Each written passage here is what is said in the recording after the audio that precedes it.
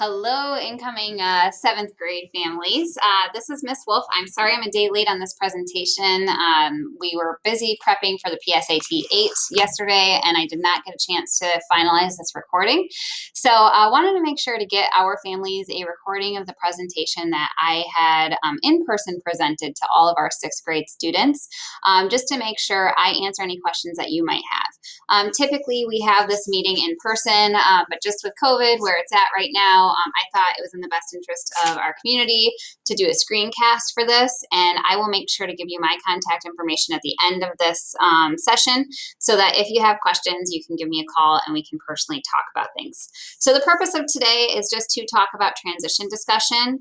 I'm going to go over much of what the students have already heard, but I think it's really nice for our families to hear it as well. We are super excited for our sixth grade group to come up to the middle school. Our class looks similar to what you experienced in the sixth grade. So we start school at 7:40, we end at 2:30. We have a 7-hour day instead of, I believe, sixth grade this year has a 5 or 6 hour day. So they can expect next year to have a 50-minute 7-hour day. We do have a 30-minute lunch. I am working on getting a separate 7th and 8th grade lunch. It's worked really well for us this year. So if we do that, then we typically have one that's an early morning lunch and one that's a later lunch. We have 5 minutes between each class period. This is definitely new for your child, so please talk to them about this.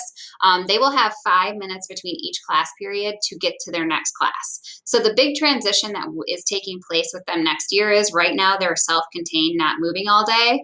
Next year, they will be moving from class to class for 7 hours of the day. So they need to understand that within those 5 minutes, they're stopping by their locker, they're filling up their water bottle, they're going to their bathroom or to the bathroom, and they're getting to class on time.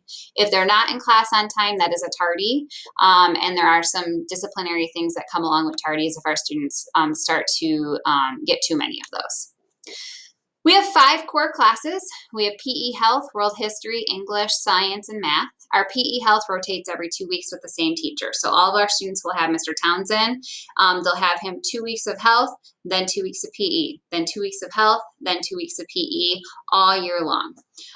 For math, next year we are set to just have a typical math course too. However, we are going to be looking at some student data at the end of this year to determine if we do have students who fit our criteria for acceleration.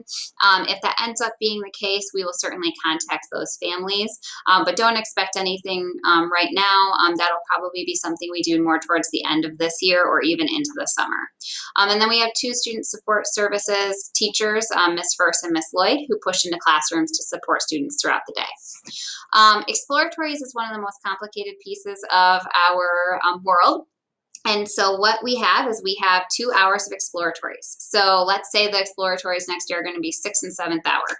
So those 2 exploratories, each student will be pre-assigned. They won't have a choice. They'll be pre-assigned into one of 4 exploratories. They will rotate through each of the 4 for that hour every 9 weeks, and they have 2 hours of that. So they have in 1 year 8 total exploratories. The only way this changes is with band. So if they are in band, then they don't get one of the hours of exploratories. So they would get band plus 4 classes in their other exploratory. So what that looks like, these are made up classes. They're classes we've really run in the past, but I can't guarantee you they'll be here next year. If your child gets put into media literacy first marking period, they would be in this class for 9 weeks. Then they'd go to level up. Then they'd go to automation and robotics, then they'd go to life skills, and that would make up their entire year. They don't get to choose these classes are given to them. The purpose of exploratories is to really mimic some of the opportunity that they'll have at the high school. So taking a look at something like AR, let's say, so this automation and robotics class. This is part of our Project Lead the Way program. It's Gateway in the middle school, and this directly translates to principles of engineering up at the high school. So it's a precursor to our engineering program at the high school. So we try and provide opportunities in the middle school that will mimic the types of electives students have in the high school, so they know what they like and what they don't like prior to going into the high school. Mr. Shaw did a great job talking to our students about band. We're so sorry our sixth graders did not get the opportunity to try out band this year. We're going to try and work really hard with them next year so that we can get them right on track with the rest of our band students who have had the sixth grade opportunity. With the pandemic, it just was what it was, and we had to pull Mr. Shaw up to the secondary level the whole year. So, next year, we have a seventh grade band. We just got our numbers in, and it looks like we have over 40 students who have selected to be in band, which is awesome. So thank you. We're hoping to get even more. So our goal is 50. So if you're thinking you want to be in band, please feel free to join. If you want to talk to your child about the demo that Mr. Shaw did, that's a really good explanation of band. And this is really the only choice students would have. Otherwise, they're going to just be put into exploratories. So here's a picture of our band halftime show, some more pictures of our band students at work throughout the year. And then also there's some really cool opportunities for travel. I know with pandemic, it's a little weird with travel, but we are planning on taking students to Orlando soon. I think maybe next summer is the plan for that. So this is the last trip we took. So there's our students. And we're gonna skip this. Oops. We'll skip this and go on to lunch. So on your registration form that every student got, there's a choice where you will either take band or exploratories. That's what I really need to know. So before the end of the year, I need to know who our band students are so that I can schedule students in. The one thing with band that is needed that I need everybody to understand is once you sign up for band, you're in band. You cannot drop band halfway through the year because I designed my entire schedule based on how many students I have in the band. So please make sure once you join band, you know you're going to be in it for your entire seventh grade year. But you can always drop out your eighth grade year if you decide it's not for you, or if you like it, we'd love for you to continue on. Lunch. So with lunch, just know that lunch account money is definitely our students' responsibility. We do not have our secretary or our classroom teachers do anything with lunch money starting in the secondary level.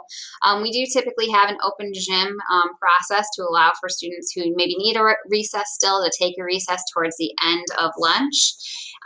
We have lockers next year. We are planning on using them. They do have combinations. So one of the things that I want to make sure our families understand is we are planning on bringing our sixth grade students in person to the middle school on, I believe it's May 28th, yes. So on Friday, May 28th, we're going to be bringing our sixth grade students to the middle school for a couple of hours for a condensed transition day. We will honor all COVID the rules that we honor in our buildings normally with the sixth graders being up here. So with lockers, our plan is to have them next year.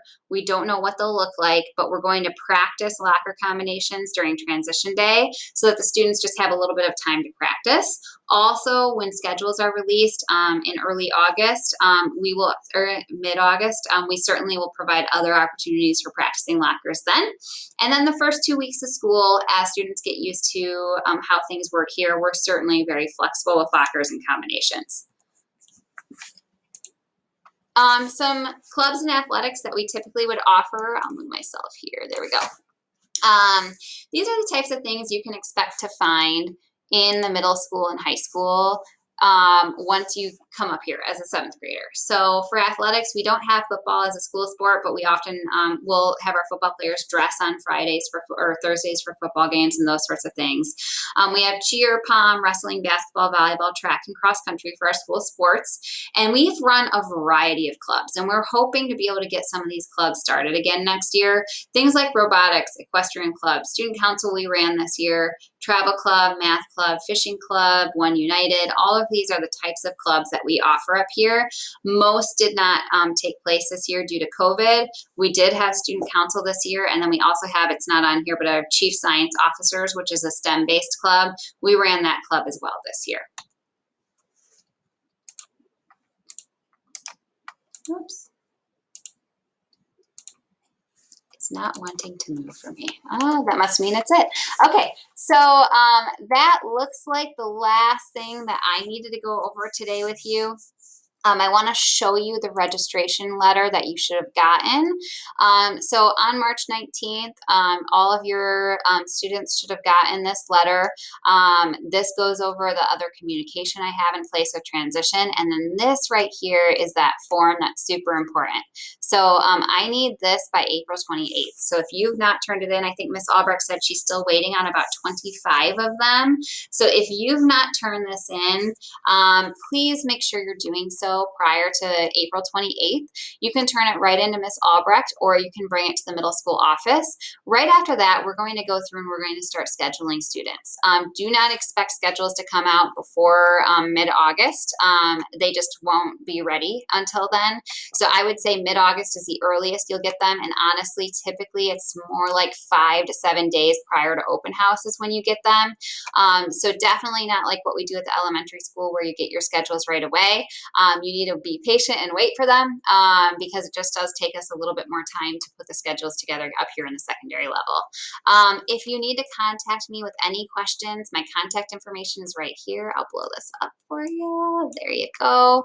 So you can reach me at 989-692-4032, or you can email me at wolfr@freelandschools.net.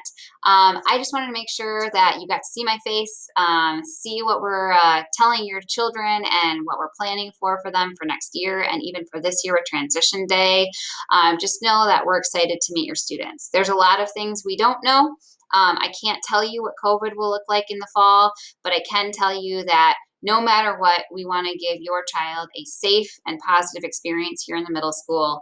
And we're just super excited to be able to transition them and get them prepared for their middle school experience. If you have questions, feel free to reach out. Phone call or email is fine. In the meantime, just make sure you're getting those registration forms in by the 28th so that we can get your child registered for the classes that he or she would like to take. Thank you so much, and let me know if you have any questions. Bye-bye.